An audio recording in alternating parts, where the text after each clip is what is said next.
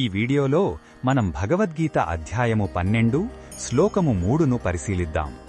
ఈ భక్తియోగ అధ్యాయంలో సగుణ మరియు నిర్గుణ ఉపాసనలలో ఏది శ్రేష్టమని అర్జునుడు అడిగాడు. దానికి సమాధానంగా శ్రీకృష్ణుడు ఇక్కడ నిరాకార బ్రహ్మాన్ని ఆరాధించేవారి లక్షణాలను వివరించడం ప్రారంభిస్తున్నాడు.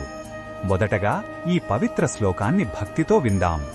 యత్వక్షరమనిర్దేశ్యం వ్యక్తం పర్యుపాసతే సర్వత్ర గమచింత్యంచ కూటస్థం అచలం ధ్రువం. ఈ శ్లోకం అర్థమేమిటంటే, ఎవరైతే పరమాత్మ యొక్క నిరాకార స్వరూపాన్ని ఉపాసిస్తారో వారు ఎలాంటి తత్వాన్ని ధ్యానిస్తారంటే, అది అక్షరం అంటే నాశనం లేనిది, అనిర్దేశ్యం అంటే ఇంద్రియాలకు అందనిది, మాటలతో వర్ణించలేనిది, అవ్యక్తం అంటే కంటికి కనిపించనిది, సర్వత్రగం అంటే అంతటా వ్యాపించియున్నది, అచింత్యం అంటే మనసుతో ఊహించలేనిది, కూటస్థం అచలం ధ్రువం అంటే ఎలాంటి మార్పు లేకుండా కదలకుండా స్థిరంగా మరియు శాశ్వతంగా ఉండేది. అలాంటి నిర్గుణ బ్రహ్మాన్ని వారు ఆరాధిస్తారు.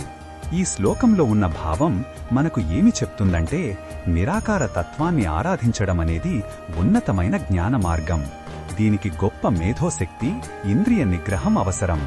కంటికి కనిపించని, మనసుకు అందని ఒక అనంతమైన శక్తిని ధ్యానించడంలోని గంభీరతను ఈ శ్లోకం తెలియజేస్తుంది. ఇది మన పరిమితులను దాటి ఆలోచించమని మనల్ని ప్రోత్సహిస్తుంది.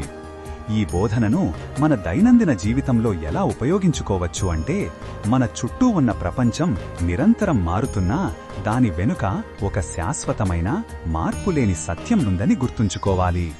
కష్టాలు వచ్చినప్పుడు లేదా నష్టాలు ఎదురైనప్పుడు మనలోని ఆ స్థిరమైన అచలమైన తత్వాన్ని గుర్తు చేసుకుంటే మనసుకు శాంతి లభిస్తుంది. ఇది మన దృష్టిని తాత్కాలిక విషయాల నుండి శాశ్వతమైన దానివైపు మళ్లించడానికి సహాయపడుతుంది.